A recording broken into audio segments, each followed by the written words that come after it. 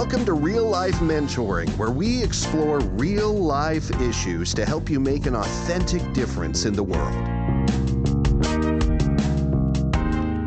Hi, Chris and Christina here with Fahrenheit Real Life Mentoring. Well, you are joining us on part 2 of My Life, My Story. And the first podcast, we talked about sort of a brief summary of what this tool is. Chris, 3 sentences. What is this tool? What if I get 4?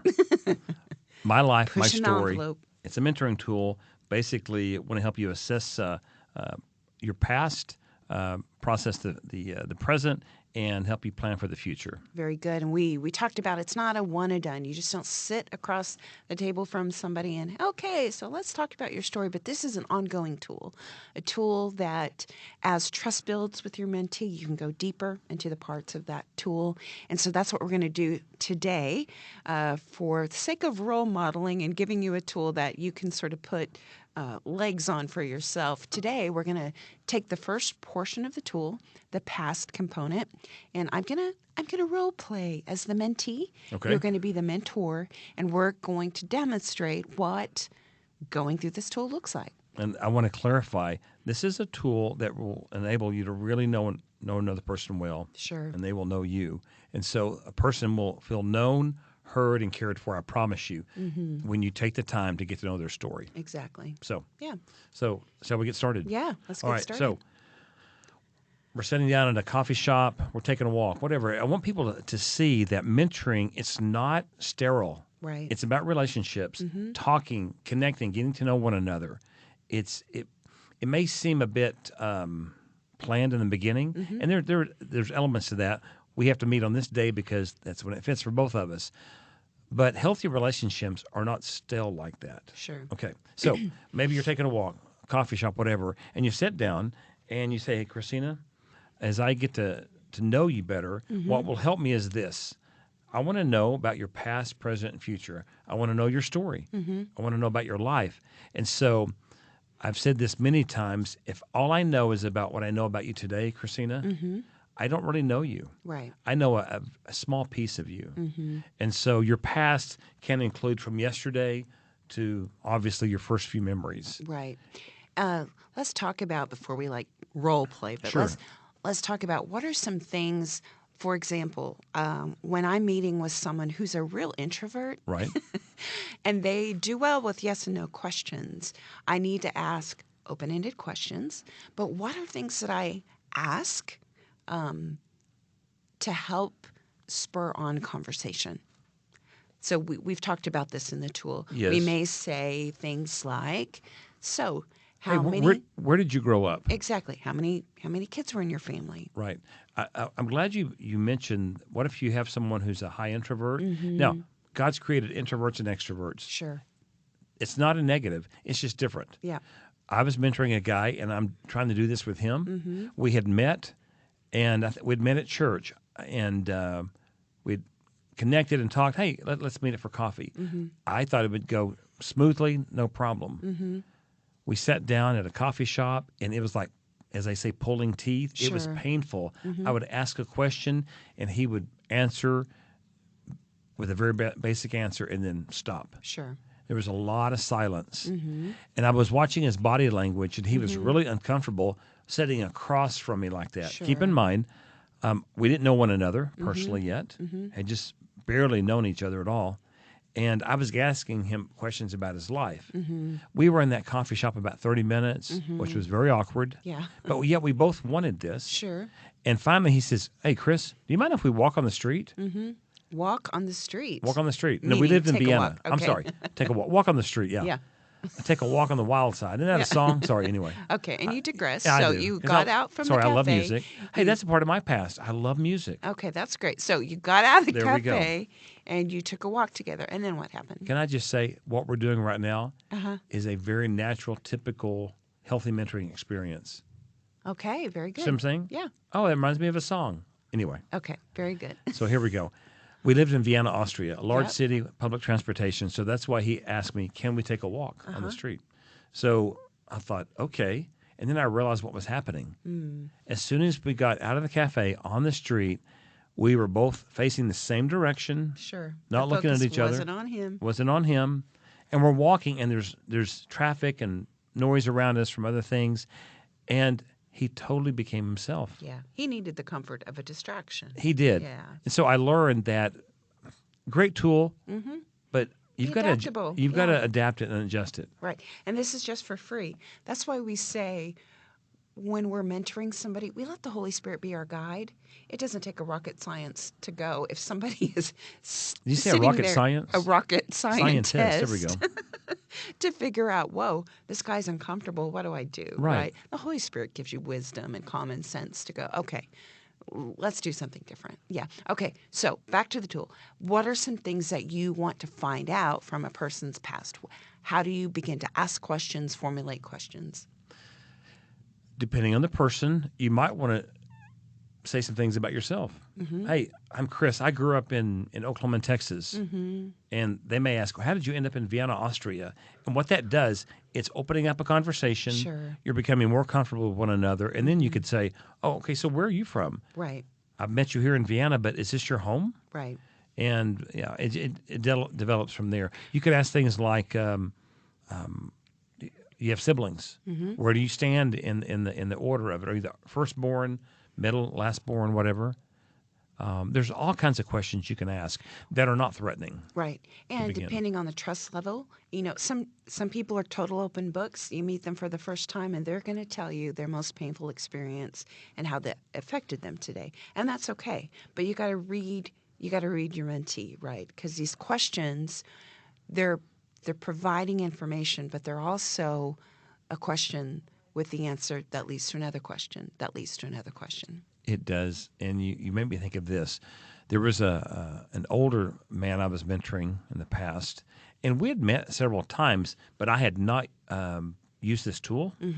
I was gathering information, in my brain little by little as he would tell me things, but I was not being deliberate in this tool. Yeah. And one day I thought, hey, I want to do this with him. Now, we had met a number of times, but still not as close as I would have thought we would have been. So you made a comment about some people may go deep quickly. Some people, it may take a while. Sure. But this guy, when I asked him, hey, tell me something about your past, I was expecting he would say something like, oh, I love to play baseball, or I played the trumpet, or whatever. He said, he began to cry. And he said, I was sexually abused. Now, you may think, well, this is a heavy podcast all of a sudden. Sure. That's just a reality. Right. When you ask someone to, hey, tell me about your life, your story, whatever's on their heart maybe that day, in the front of their mind, that may come out before you're ready for it. And speaking to that heaviness, you're going to hear some heavy things, right? The minute you raise your hand and go, pick me, I want to be a mentor, you're going to probably hear some heavy things. And so that goes without saying that you are being entrusted with a fine treasure and to handle that with care. And often what I do, if someone has just shared something, that is really heavy. Or even if it's minor, I probably in every meeting, hey, I just want to remind you that stays right here with me. It doesn't go any further. I want them to know that I do see that they've just handed me this incredible treasure. It's for me only. It's not for me to talk about with my husband or my children. So it's just to handle that like you would want your story, parts of your story that are difficult to be handled. Yeah. This is also important to note that. So when that guy told me that, he said, well, I was sexually abused as a boy.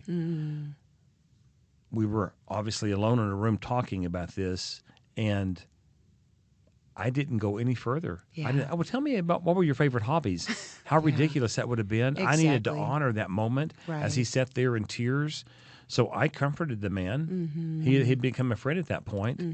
And we talked more about that. And we may have been together another hour after that. We didn't talk about anything else. Which is a great point. If you're out there listening, we've said this before that this tool is not a one and done, right? And this tool may open up things like that where you may have planned to, I'm going to find out so much about their past, and where you may have an agenda, but being so fluid with that agenda, being led by the Holy Spirit to go, whoa, we need to camp out here. We may need to pray together. I may need to even refer this man to a counselor because there's some real trauma. But just there's got to be a sensitivity to the moment when you ask these questions, to treat them appropriately. Yeah.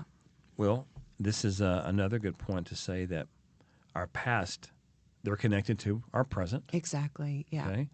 And this man was a great example of that. Here he is, an older man at the time, sharing something that happened as a young boy to him, and he's sitting there in tears. Do you think that experience impacts his current life? Sure. It does. That's a good point. When we're talking about somebody's past, it is an event that has taken place, right, in a certain year, 1968. But it's actually part of their present. It's in their thought process. It's when you ask that question, what comes out. So it was an event that happened, but it's a thought, an impression, an idea that's still living with them presently. Yeah. And later on in the tool, I believe it's the next podcast, we'll talk about how something from the past can impact you presently and can impact your future if you're not careful about it. And so we want to address that as well. Good. Okay, is there anything leading up to before we actually role play this scenario so our listeners really have a good picture of, oh, that's what you're talking about. Is there anything else that you would add to this past piece? If you're going to do this, you need to care about what they tell you. Sure. So be excited about it. Yeah. I get to hear someone's story. If you go, okay, tell me the story, like taking notes from a math class. Right. It can't be that. I don't want to tell you my story and my past if you don't really act like you care. Right. So care about that and imagine some things you're going to learn. Okay? So have some enthusiasm, some excitement about it. But as you said earlier, preface it with, I want you to know that as I get to know you more and you share more of your past with me, and I understand there's good things, there's bad things, there's ugly things that happen in our past. And so I hope you can trust me with this. I will honor the confidentiality that this should have respect for. Good. So those are things to set it up. Very good. And another thing too, I've told men as I mentor them, if you tell me something and it's painful, maybe it's shameful to you, I'm not going to judge you. Right. And I'm not going to hold that against you. I'm not going to look at you in a negative way. You have the courage to be real with me. And if I do the same thing, we would see how equal we really are. Yeah. So, and that's a whole other podcast. It is. Like, how do you as a mentor not be judgmental? If somebody's just told you something and it's a little, it's a choice. Then what do you do? Yeah, and so that's a whole other podcast. Yeah, I don't mean to say that. Right. Oh, I don't judge anybody. No, it's a Right. choice. I have Right. to deliberately work with that. And Yeah. choose not to. But I don't want a man to ever be afraid to tell me more difficult stories or uglier stories because I didn't handle it well the first time. Right. They probably won't give me the opportunity. Okay, so in the remaining minutes, Yeah. let's do this. Okay. Christina, I want to tell you, I'm very excited. I'm very grateful that you trust me with telling me your story. So I don't want you to stress. We're not going to this is not an assignment, okay? Gotcha. We want to get to know each other. Real friendships do not develop this way. We'll meet on the first and second Saturday of every month, and we will talk about these topics, and we'll be the best of friends. Sure. That doesn't work. Right. This doesn't either. Okay, so, Christina, tell me some things about your past. For instance, I know your father was in the military. Yeah. Tell me about that. Well, because he was in the military, we did move around a lot, and we got to see things that a lot of my peers never did. So I was born in Italy. We then moved to Texas, and that's when my dad went to Vietnam. Then we moved to Germany. We moved to Montana. We moved to Oklahoma. We moved to Turkey. We moved to Arkansas, and then back to Oklahoma. So there was a lot of moving. But my parents had a great attitude that wherever we were at, we were being sent there as a guest to that country when we lived overseas. And they did a really good job of taking the time there to really learn what does it mean to be a citizen of this country. And they exposed us to a lot of opportunities that I'm really, really grateful for. Okay, so as a mentor, I want to listen for certain things. So you told me you lived in several places, Right. other countries, other states in the U.S. As a person hearing this, what is something you told I should have learned about you? Transition was a big part of my life. Very much so. Change. I could assume, change is easy for Christina. Right. No big deal. That's not necessarily true. Right. But you've had a lot of change, so that you may have a different perspective on life than I did, Right. because I grew up in Oklahoma and Texas. Right. Right? Okay. And since we're pausing here in the role play, I did share a lot that we moved around a lot. Notice how I talked very highly about my parents. So I could, as the listener, go, wow, she had great parents. I did have very good parents, but let's not make any assumption. There's some other stories that I could tell you of maybe some things that were hurtful or things that I watched my parents go through. So let's not ever, ever, ever assume. And at the same side of that token, you can assume some things. I did move around. There was always transition. So that's a healthy assumption. How I handled that transition would be another great question, right? Okay. Yeah. It is. Good. Shall I ask that then? Christina, how do you think you handled transition like that, moving around so much? As a kid, looking back, I think I was probably resilient. Yeah, I think I handled it. I think I handled it well. Okay. Let's do something on the opposite of that. Yeah. Tell me about it. Now, you wouldn't typically do this unless you know the person pretty well. Sure. Getting to know them better. Excuse me. When I say, hey, tell me about a painful memory that comes to mind from your childhood. Does something hit you quickly? Yeah. You want to share what that is? Yeah. So probably the most painful experience would have been when we lived overseas in Turkey. I was 17 years old, and my mom was only 38. She suffered a stroke and was sent from our tiny little air base there in Turkey. She was sent to Germany for medical care. And after she was stable from Germany, she was actually sent back to the States. And so from September until December, my sister and I and my father were alone in Turkey. A lot of that time, my sister and I were alone in Turkey because my dad was needed to be with my mom in Germany during the touch and go phases of her recovery. So that's a deeply painful experience. It's interesting. Until we hear someone's story, isn't it easy to have a certain perception or make Sure. assumptions about people? Yeah. Because as a kid, hearing your life about moving to different countries and different places, I would have thought you had a charmed life. Yeah. She gets to fly all over the world. She gets to go to new places and experience new people. And I never get to do this. I'm stuck in this small town in Oklahoma. But just from your Turkey story, that sounds, let me back that up. Yeah. Your story while living in Turkey, how's Yeah. that? Yeah.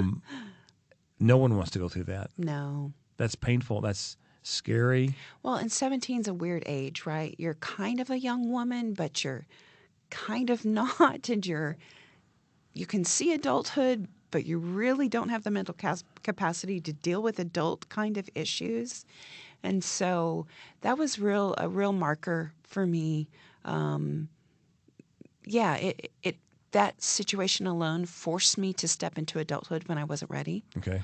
I saw my mom in the morning of her surgery as my mom, a young, vibrant, healthy, beautiful 38-year-old woman. And after school, I saw her in the fetal position looking like she'd aged 20 years, not knowing if she were going to survive. And I didn't see her again until about 2 months later. That's a scary place to be. I went from a 17-year-old girl who's just concerned with what it means to be a senior in high school and wanting a certain pair of Converse tennis shoes that were about to come up and buying the latest Cars album with my allowance money, to then being forced to be the primary caretaker of my sister while my dad's in a totally different country. And we're being entrusted to it's just all those things that one experience began to unravel for me. Hearing another person's story, it always gives me respect because I can make assumptions, I said earlier. And then I hear the story, the good, the bad, and the ugly, and I go, wow, their life is not so charmed. I wouldn't want their life. My life is good. It's not easy sometimes, but I haven't had to go through what they've gone through. Just in the retelling of our stories for a mentee, I'm putting myself in the position of a mentee. what I'm finding right now, because right, our lives are so organic and open if we let God just speak to us. But as I shared that, now as a 53-year-old woman, kind of at a crossroads in my life of what am I here on the planet for? I think I assume responsibility for every single person or thing that's brought into my life. Hello? Why wouldn't something from my past at 17? Okay, are you saying you just had that revelation just now? Yeah. And I think there's some false responsibility, right? So I'm uber responsible in so many areas of my life. I think Tied to the past. tied to that 17-year-old girl. Yes, guys, I want you to understand this tool. Yeah, we call it a tool, but it's supposed to be so moldable. Yeah. So, what's the word? Fluid. It's like, you just realize maybe that's why I feel so ultra responsible for people that are in situations. I was handed that as a 17-year-old. Situations I should not have been given. This is an area where we're married. Obviously, we have 3 girls. I've shared with our girls and you. My first job was in 5th grade. Are you trying to top my story? I'm going to top your story. No, believe me, that nothing could top that I can think of. But just to help you understand where you think something's normal from your past, right. and you don't realize it till you're much older. So when I told our girls that I was a custodian at my school, starting in the 5th grade, not for my extra money to buy a bike or have fun with. Help pay the bills. Help pay the bills of the family. And my girls are going, that's not normal. Yeah. That's wrong. You're 5th grade. You go to school, get out of class, go eat a snack, and then you had work to do. Now, some people may say, well, you had a rough life. Get over it. Yeah. But I'm just saying, not until I was a much older adult did I realize that wasn't normal for a 5th grade boy to do, that kind of responsibility and pressure. I got to pay the bills. So what Chris and I both shared in this role-playing setting, I think you saw the aha moment, even just for me at 17, going, wait a minute, I think. And so instead of you sharing now another story about you at 5th grade, if we were in real lifetime, you were my mentee, you put a pause there, right? And we camp out just like you did with your man. Yes. Your man that you were mentoring who shared that.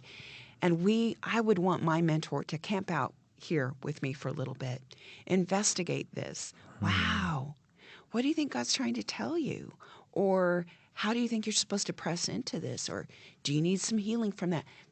Same, if I was a man and you just shared that story about, 5th grade Chris Elledge, bless him, who's having to help pay the electric bill. That's worthy of just sitting there and letting your mentee process, and you process. You ask some questions. That's why we can't reiterate enough that this tool is really organic. It's to be fluid. It's to be used. It's not to be used as a one and done, because just in this brief example, you've seen where you can really camp out on some things with you and your mentee. It's interesting, and we don't have enough time right now, but we didn't even get into our teenage years. Yeah. High school, college. And that's the beauty of this tool. It can be used over and over and over. So for the sake of wrapping up, Chris, is there anything you want to... Just be creative in your questions. Some questions that I could have asked you. Christina, what's a fun memory you have as a teenager? We don't have time to answer that, but things like that. Where were you successful as a teenager? What did you love doing? What did you know about yourself that made you different than other people in a good way? Yeah. Who was the first person that affirmed you, that stuck with you? So be creative in your questions. Yeah, that's good. Well, that wraps up podcast number 2 on My Story, My Life, My Life's My Story, whatever. I tend to say My Life, My Story. This tool that we've been talking about. If you didn't listen to the first one, go ahead and take a listen. We're going to follow it up with one more that will conclude this session over the tool, My Life, My Story. So stay tuned for the next one. And thanks for tuning in. Anyway, to thank you as always for listening. If today was helpful, if something that you listened to was helpful, we would really love it if you would go to Apple or Spotify, leave us a review, download, subscribe, and for all things related to podcast, if you'd like to give a financial contribution to help us continuing bringing this sort of broadcasting to you, just go to FahrenheitMentoring.org.